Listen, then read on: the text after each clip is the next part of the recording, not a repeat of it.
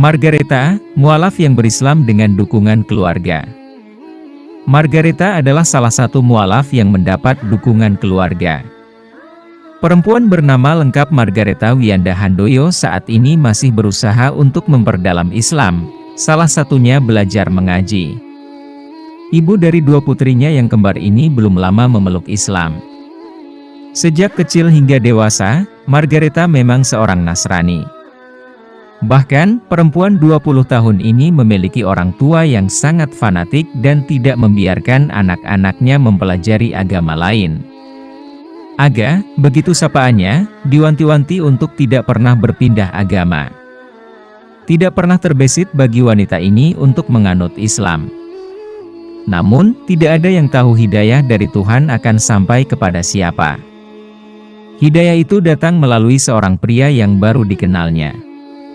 Seperti dirinya, pria ini berdarah Tionghoa. Aga yang sejak kecil bersekolah di sekolah swasta hampir tidak pernah berteman dengan Muslim. Jika ada, hanya kenal, begitu juga dengan pria yang dipertemukan temannya pada 2016 itu. Seperti biasa, saat berteman dengan pria bernama Jati Pratama ini, Aga tak pernah bertanya tentang agama. Dia berpikir, karena sama-sama Chinese biasanya agama dan adatnya sama. Saat itu, ia pun bertemu di sebuah acara keluarga Tionghoa. Setelah berkenalan 2 bulan, pria tersebut ingin bertemu kedua orang tuanya karena bermaksud serius mengajak Aga menikah. Baru setelah 4 bulan kemudian Jati menjelaskan bahwa dia seorang Muslim sejak lahir. Aga terkejut, tapi dia tidak marah ataupun memutuskan hubungan.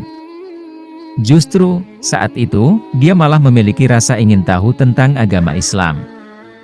Aga ingin mengetahui calon suami dan keluarganya yang Tionghoa bisa menjadi Muslim yang taat, berbeda dengan keluarga lain yang biasanya menganut agama non-Islam. Meski mereka menjalin hubungan, mereka jarang bertemu karena Aga berkuliah di Jakarta dan calon suaminya bekerja di Pekalongan. Meski calon suaminya ingin menikahi dia, Jati tidak memaksanya untuk memeluk Islam. Tetapi, calon suaminya juga tidak mau jika harus berpindah agama. Hingga Aga lulus kuliah, calon suaminya terus bertemu kedua orang tua Aga. Saya tidak tahu apa yang membuat ibu saya yang tadinya fanatik terhadap agamanya sendiri mau menerima suami saya saat ini, ujar dia. Suatu hari, ibunya membahas soal pernikahan dan soal Islam. Ibunya tidak melarang ataupun mendukung. Hanya saja, sang ibu memberikan penilaian bahwa calon suaminya adalah sosok yang baik dan taat agama.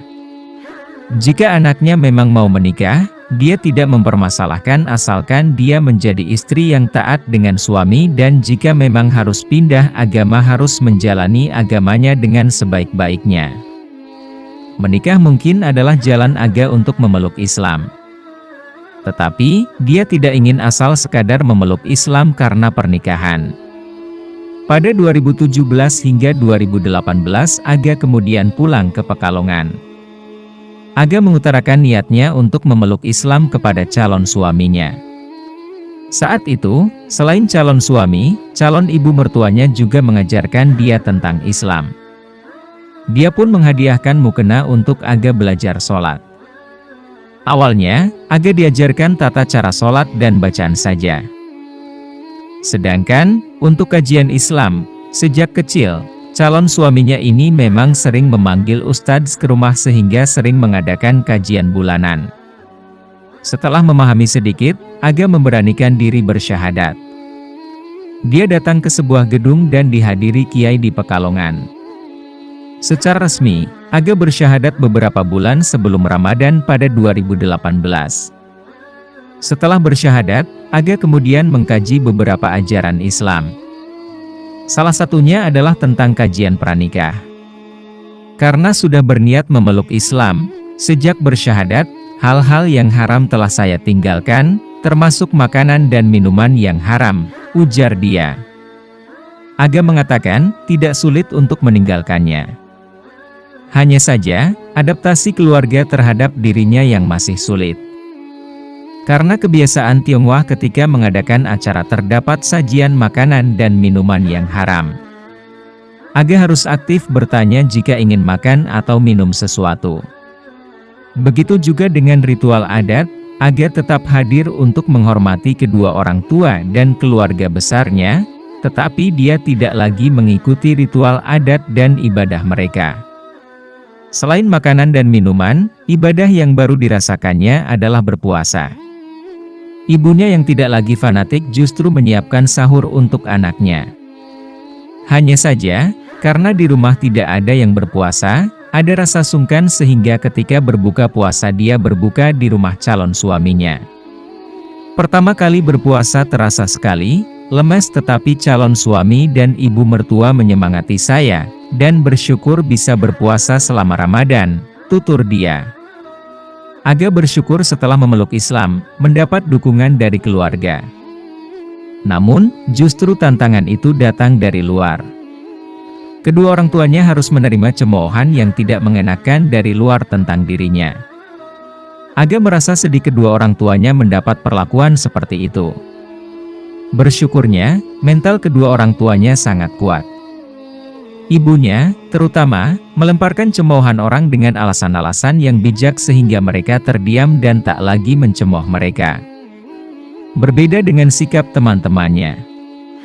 Meski kini menjadi muslim, tak ada sikap yang berubah kepadanya. Mereka tetap berhubungan baik hingga kini. Pada 2019 Aga kemudian menikah dan memiliki anak. Setelah melahirkan, Aga kemudian memutuskan memakai jilbab. Beberapa orang menyindir dia yang belum mengenakan jilbab. Karena memang tidak tahu bahwa jilbab itu wajib untuk wanita muslim. Baru setelah mempelajarinya dan membahas dengan suami, pada 2020, Aga mulai berjilbab. Suaminya sangat mendukung keputusannya, begitu juga ibu mertua yang sangat senang menantunya kini berjilbab. Kini, Aga perlu lebih banyak waktu untuk mempelajari Islam. Masih banyak ajaran-ajaran Islam yang masih menjadi pertanyaan untuknya. Terutama, tentang diperbolehkannya poligami. Namun, karena saat ini sedang pandemi, kajian tatap muka harus terhenti. Sehingga Aga hanya mencari informasi dari kajian daring saja. Selain itu, dari sisi ibadah, setelah pandemi berakhir dan Tuhan mengizinkan, dia juga ingin melaksanakan umroh atau haji.